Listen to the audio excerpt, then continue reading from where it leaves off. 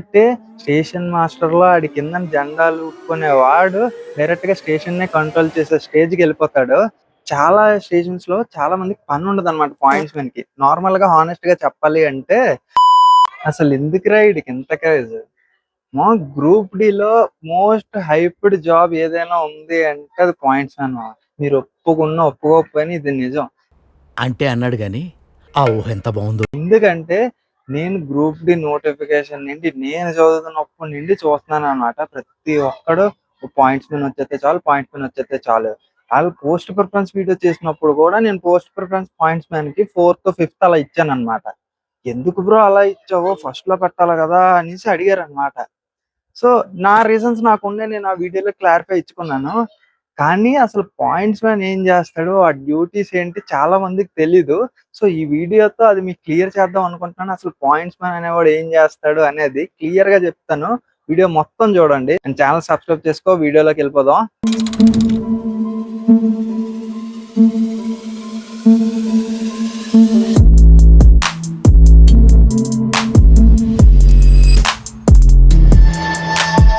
So, first కొత్త వాళ్ళ కోసం చిన్న బ్రీఫ్ ఇస్తాను. అసలు పాయింట్స్ మ్యాన్ ఎలా అవ్వాలి అనేసి. పాయింట్స్ మ్యాన్ అనేది నార్మల్‌గా గ్రూప్ డీలో ఒక పోస్ట్ అన్నమాట. అన్ని చాలా పోస్ట్స్ ఉంటాయి. 14, 15 పోస్ట్స్ ఉంటాయి. అందులో ఒకటే పాయింట్స్ మ్యాన్ అన్నమాట. సో, దానికి 10థ్ క్వాలిఫికేషన్ చాలు.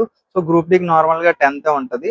ఐటీఐ అంటారు గానీ కాదు. లాస్ట్ టైమ్ రిలీజ్ చేసిన నోటిఫికేషన్‌లో కూడా 10థే ఉంది. మీకు 10థ్ క్వాలిఫై అయ్యి 18 ఇయర్స్ ఏజ్ ఉంటే చాలు మీరు అప్లై చేసుకోవచ్చు.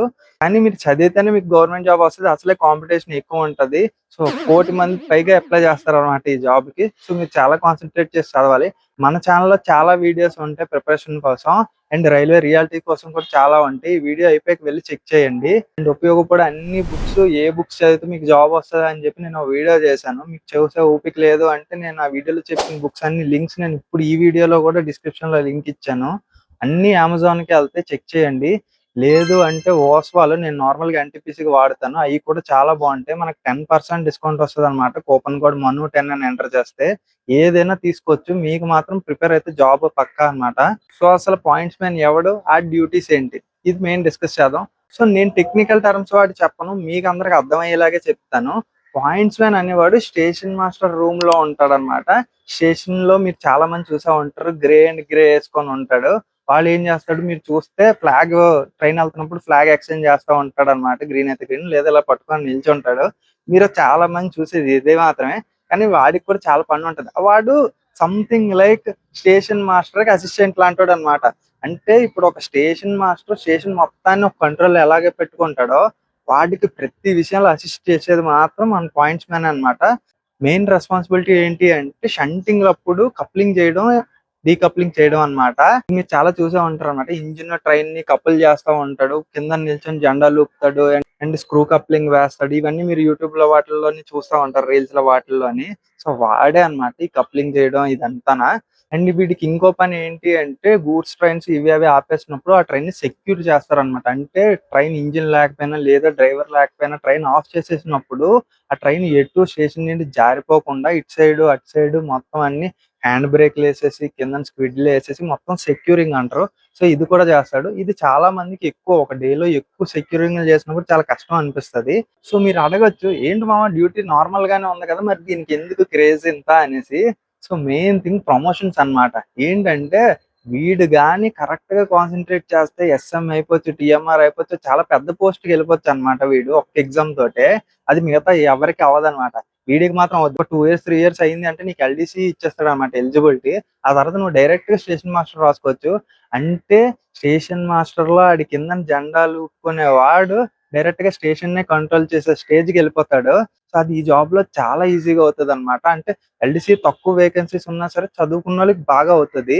అందరికి అయిపోద్దని చెప్పను. చదవాలి. ఫస్ట్ జాబ్‌కి బెనిఫిట్స్ చెప్తాను. ఫస్ట్ బెనిఫిట్ వచ్చేసి షెడ్యూల్ టైమింగ్స్ ఉంటాయన్నమాట. వీడికి ఈ టైంలో ఇదే షిఫ్ట్ అయిపోయాక నెక్స్టోడు వస్తాడు. అప్పుడు వీడు ఇంటికెళ్ళిపోతాడు. వీడి పనేం ఉండదన్నమాట.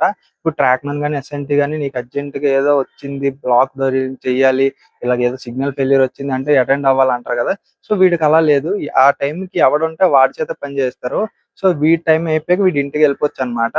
అండ్ సెకండ్‌ది ప్రాపర్ టైమింగ్స్ ఉంటాయి కాబట్టి ఫ్యామిలీకి కూడా టైం ఇచ్చుకోవచ్చన్నమాట. చాలా మంది ఇంటి దగ్గరే ఉంటారు. ఇంటి దగ్గర నుంచి జాబ్‌కెళ్తారు. మళ్ళీ ఇంటికే వచ్చేస్తారు. ఇది చాలా మంది బెనిఫిట్‌లా కన్సిడర్ చేయరు. కానీ లోకో పైలట్స్ కి తెలుసు ఫ్యామిలీతో దగ్గరగా ఉండడం ఎంత ఇంపార్టెంట్ అనేసి.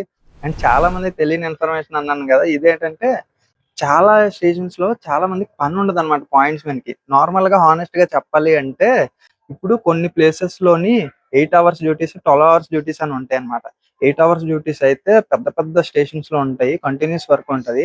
కానీ అదే 12 hours ఉన్న దగ్గర మాత్రం అంటే నీకు అక్కడ ట్రైన్స్ ఎక్కువ ఉండమన్నమాట, ఫ్లో ఎక్కువ వెళ్ళవు, ట్రాఫిక్ ఎక్కువ ఉండదు. సో నీకు ఎప్పుడో ఒక ట్రైన్ వస్తుంది, ఆ ట్రైన్ వచ్చినప్పుడు నీకు సెక్యూర్ చేయాలి లేదా సిగ్నల్ ఎక్స్చేంజ్ చేయాలి, లేదా స్టేషన్ లో స్టేషన్ మాస్టర్ కి తక్కువ పనే ఉంటది, పాయింట్స్ మ్యాన్ కి కూడా తక్కువ పనే ఉంటది. చదువుకోవడానికి చాలా యూజ్ అవుద్ది అనమాట. సో అందుకే ఇది బెనిఫిట్ పెట్టాను. మోస్ట్లీ పాయింట్స్ మ్యాన్ అందరికి స్టార్టింగ్ ఇనిషియల్ లో అందరికి కొత్త కొత్త పెద్ద పెద్ద స్టేషన్స్ లో ఇవ్వరు అనమాట. చాలా మందికి పల్లెటూరులో వాటిల్లో ఇసిరేస్తాడు, చాలా మారుమూల ప్లేసెస్ లో. వెళ్ళడానికి రావడానికి ప్రాబ్లం ఉన్నా సరే వాడు బైక్ పెట్టుకున్నా వర్క్ మాత్రం చాలా బాగుంటది. చాలా తక్కువ పని ఉంటది, వాడికి చదువుకోవడానికి ఎక్కువ స్కోప్ ఉంటది. అండ్ లీవ్స్ కూడా బాగానే దొరుకుతాయి. ఇవి బెనిఫిట్స్. అండ్ కాన్స్ అది నెగిటివ్స్ వచ్చేసి, నెగిటివ్ శాలరీ మామ. శాలరీ ఎంత వస్తది, ఏటి వస్తది, అసలు ఎందుకు వీడికి తక్కువ వస్తది అనేది ఈ వీడియోలో చెప్దాం అనుకున్నాను, కానీ పెద్దది అయిపోయింది. సో మీకు ఇంట్రెస్ట్ ఉంటే నేను నెక్స్ట్ వీడియో చేస్తానని చెప్పను, ఎందుకంటే ఆబ్వియస్లీ మీకు ఇంట్రెస్ట్ ఉంటది. నేను నెక్స్ట్ వీడియోలో కవర్ చేస్తాను అనమాట. సో శాలరీ ఎంత వస్తుంది, వీడికి ఎందుకు ఎంత వస్తుంది, ఇంకా సైడ్ ఇన్కమ్ ఏమైనా వస్తుందా లేదా, ఇవి కూడా మాట్లాడుకుందాం. సో శాలరీ అని కమెంట్ చేయండి, నెక్స్ట్ వీడియో చెప్తాను అని ఏం లేదు, కానీ వీడియోకి మాత్రం లైక్ కొట్టండి, మర్చిపోద్దు. అండ్ నెక్స్ట్ నెగిటివ్ వచ్చేసి, సో నేను చెప్పాను కదా ఫిక్స్డ్ టైమింగ్స్ ఉంటాయని, అది పాజిటివ్ చెప్పి ఇప్పుడు నెగిటివ్ అంటున్నావు ఏంటి అని అనొద్దు. ఎందుకంటే ఇప్పుడు సపోజ్ వీడికి 8 hours డ్యూటీ లేదా 12 hours డ్యూటీ అనుకో, నెక్స్ట్ రిలీవర్ అని వస్తాడు, అంటే నెక్స్ట్ పాయింట్ నెక్స్ట్ షిఫ్ట్ లో ఉండేవాడు. వాడు ఒక్కొక్కసారి లేట్ అయింది అనుకో, 2 hours 3 hours లేట్ అయితే వీడే చెయ్యాలన్నమాట. సో అలా చాలా సార్లు అవుతుంది, 14 hours 15 hours అయిపోతాయి. చాలా మందికి ఆ కంప్లైంట్ ఉంటది. సో అది మేనేజ్ చేసుకోవచ్చు.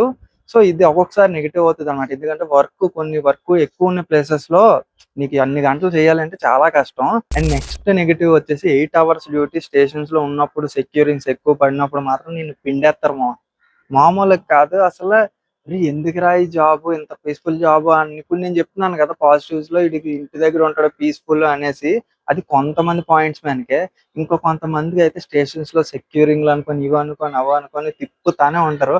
అలాంటోళ్ళు ఇప్పుడు పాయింట్స్ మ్యాన్ ఉన్న వాళ్ళు చాలా మంది ఏఎల్పికి వచ్చారనమాట. ఎందుకురా వచ్చేసావు ఇంత మంచి జాబ్ అంటే, వాళ్ళు ఈ side of points man duty చెప్పారన్నమాట. ఏంటి, కంటిన్యూస్ వర్క్, కంటిన్యూస్ షంటింగ్లు చేసుకోవడం, కప్లింగ్లు చేసుకోవడం, సెక్యూరింగ్లు చేసుకోవడం, ఇవి అసలు గ్యాప్ లేకుండా అవుతాయి అన్నమాట. సో అందుకే చాలా మంది ప్రిఫర్ చేయరు, అంటే నీకు వచ్చే లొకేషన్ బట్టి ఉంటది. అండ్ ఇంకో విషయం నేను చెప్పడం మర్చిపోయాను, ఈ పాయింట్స్ మ్యాన్ రావాలి అంటే హై కట్ ఆఫ్ ఉన్న జాబ్స్ ఉంటాయి లేదా తక్కువ పోస్టులు ఉంటాయి అని అనుకోవద్దు.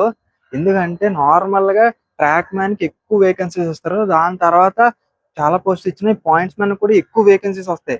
నార్మల్ గా లోకో షెడ్, అసిస్టెంట్, సిఎన్డబ్ల్యూ ఇలాంటి వాటికి తక్కువ వేకెన్సీస్ ఉంటాయి అనమాట. కానీ పాయింట్స్ మ్యాన్ కి అలా కాదు, ఎక్కువ ఉంటాయి. అంటే నీకు బెనిఫిట్స్ ఎక్కువ ఉన్నాయి, నీకు పోస్టులు కూడా ఎక్కువ ఉన్నాయి. సో మీరు చదివితే జాబ్ అవుతుంది. కట్ ఆఫ్ కూడా తక్కువ పోస్టులు ఉండవు కాబట్టి కట్ ఆఫ్ నార్మల్ గా వచ్చినా సరే అయిపోద్ది అనమాట. మీరు పోస్ట్ ప్రిఫరెన్స్ కరెక్ట్ గా పెట్టుకోవాలి అంతే. సో ఇన్ని అడ్వాంటేజ్లు ఉన్నాయి, ఇంత ప్రమోషన్ హైకి వెళ్ళే ఛాన్సెస్ ఉన్నాయి, హైయర్ లెవెల్ జాబ్ కొట్టే ఛాన్సెస్ ఉన్నాయి కాబట్టి వీడికి ఇంత క్రేజ్ అన్నమాట. నెక్స్ట్ నేను శాలరీ వీడియో కూడా చేస్తాను అనమాట. బిగినర్స్ కి ఎంత వస్తుంది, లేదా ఒక 2 years ఎక్స్పీరియన్స్ తర్వాత వాడికి ఎంత శాలరీ వస్తుంది, ఇవన్నీ చెప్తాను అనమాట శాలరీ వీడియోలో. మీరు మాత్రం సబ్స్క్రైబ్ చేసుకోవడం మర్చిపోద్దు. మనం 50K సబ్స్క్రైబర్స్ కి దగ్గరలో ఉన్నాము, అంటే కొంచెం దూరంగానే ఉన్నాము, కానీ మీరు సబ్స్క్రైబ్ చేస్తే దగ్గరికి వెళ్ళిపోతాము.